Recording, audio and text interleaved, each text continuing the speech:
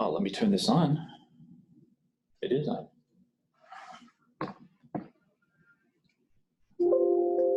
Oh, there we go. Okay. So just thinking about it, just in the interest of time, I'm going to just briefly touch on motivational interviewing because I could do a whole didactic presentation on motivational interviewing alone, but just kind of thinking about it in relationship to changing behaviors when working with individuals, looking at and trying to help them or assist them in finding ways to change their behaviors, maybe based on what their goals are, what their values are, in terms of what they would want to do differently in their lives. So we're going to focus mainly looking at engagement, and this didactic is going to look at motivational interviewing in two areas. One of them is going to be utilizing motivational interviewing interventions with trauma and with employment. And so they're going to focus, the one with trauma focuses specifically on individuals dealing with the first episode psychosis. So certainly relevant to all of you that are joining us here today. And then the employment is looking more at motivational interviewing with serious mental illness, but certainly is relevant as well for everyone joining here today.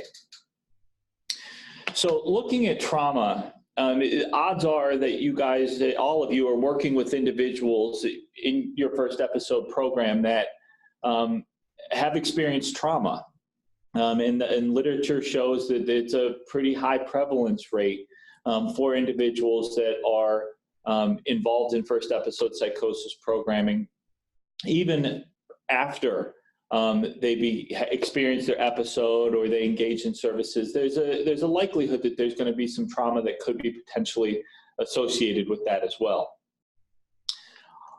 So what the literature showed was that they looked at individuals that came in to or were currently involved in a first episode psychosis program, and they looked at individuals that identified having experienced trauma at various points in their life. And what they found was that individuals experienced either reluctance or they were motivated to discuss their trauma based on different things. And a lot of it was based on kind of the motivational interviewing techniques or the engagement techniques that the providers would use. So for example, one of the things that they identified, and I'm going to read some examples from the literature and what they had to say about this. But for example, 45% of the individuals identified not wanting to talk about the trauma. And so that kind of went along with, they identified they preferred to forget rather than to go into the memories or kind of re-experience. And I know that's going to come down later as well, but kind of have to retell what they had experienced. Difficulty acknowledging that trauma had occurred.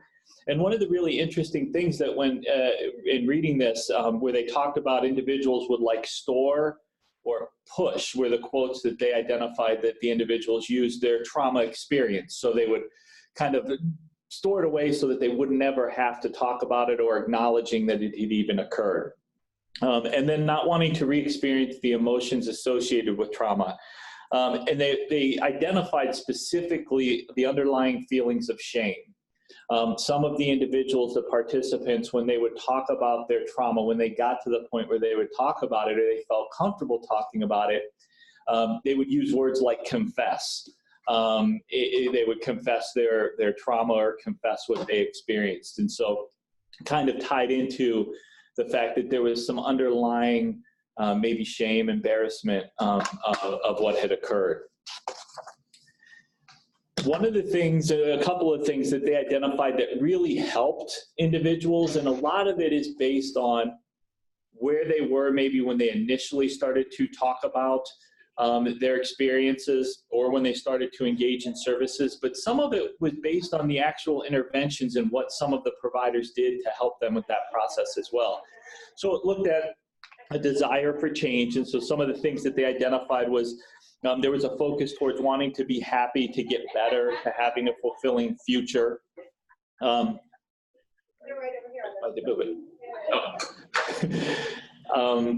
being pushed to talk. And so they identified allowed to dictate the pace of when they would share details. So what they identified in this was that it oftentimes helped when the providers would develop rapport and working with individuals, so there wasn't a rush to talk about the trauma, even though they've identified that they've experienced trauma. It wasn't something that the provider just jumped right in and said, okay, let's talk about this right now. It helped the individual to be able to get to that point. Valuing the case manager, as you can see, this was a common factor for the participants in this study, and they said they found trust, connection, felt the case managers were reliable, and it alleviated feelings of loneliness. And they really identified that rapport that they had with the individual, the individual identified with the case manager, that they really felt comfortable and they got to that point of being able to do it. And time, one of the things that they talked about was that one of the individuals identified breaking away at the wall analogy. And I thought that was a really good analogy in that, it took time for some individuals to gain the comfort to be able to talk about that process. So when we think about trauma and first episode psychosis, there was a couple of points that I just really wanted to highlight where it talked about using a motivational interviewing conceptualization. And what they did in this study was when individuals identified trauma and based on their comfort or their willingness to discuss it, they kind of used the stages of change and would put participants in these stages depending on where they were in their willingness to talk about it. So they would use pre-contemplative, contemplative preparation. And it really helped the providers to be able to know where the individual was and what they needed to do kind of as next steps to help individuals to be able to talk about it. And they found that this was very helpful, not only for the individual, but also for the provider to be able to recognize that it's going to kind of go at the individual's pace. I'm not going to rush it. I'm not going to try to make it happen at my speed. One of the other things that this said and it talked about was with first episode psychosis programming and individuals that come into programming, they are coming in typically for one quote unquote condition. They're dealing with their psychosis. And so they may not have the insight or the awareness of, what to do with the trauma that they've experienced in the past. And so their motivation levels may vary from someone who is actually actively seeking trauma services. And so it was something that I thought was important to highlight and keep in mind, that they might not recognize the connection between their trauma and the psychosis that they've experienced. So looking at employment, kind of looking at a shift a little bit and using motivational interviewing techniques with employment. Statistics vary, but most of you are aware that there's a large unemployment rate and statistics for individuals with schizophrenia. They vary a little bit. And a couple of the parts of literature that I had looked at identified that sometimes there's this marked deficit in motivation that may interfere with individuals working towards employment. And it may be something that you guys, that you all would be able to talk about or highlight or identify that is something that comes up when you're working with individuals with employment. So in this study, what they did was they provided brief motivational interviewing interventions with individuals that had expressed the desire to work.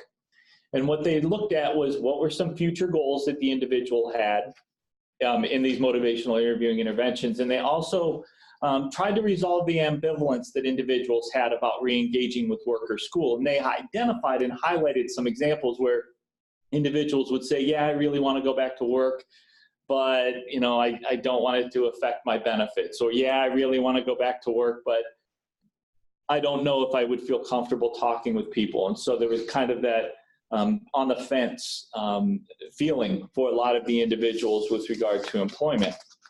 And so what they found was they had a control group and a motivational interviewing group, and they identified that individuals that had received those motivational interviewing interventions had greater participation across the outcomes with regard to employment, And then at 12 months, they found that the motivational interviewing group also had they were significantly more likely to be engaged in paid employment.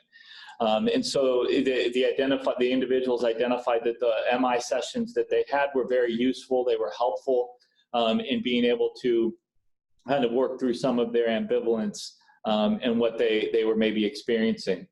One of the things that I wanted to share is I was recently at a team meeting where one of the supported employment education specialists was talking about how she used a readiness ruler when an individual expressed a desire to work, and kind of looked at, okay, so how ready are you to be able to take that step to do that? And I thought that was really a good approach, a really unique approach to take with regard to employment and any interest with regard to that.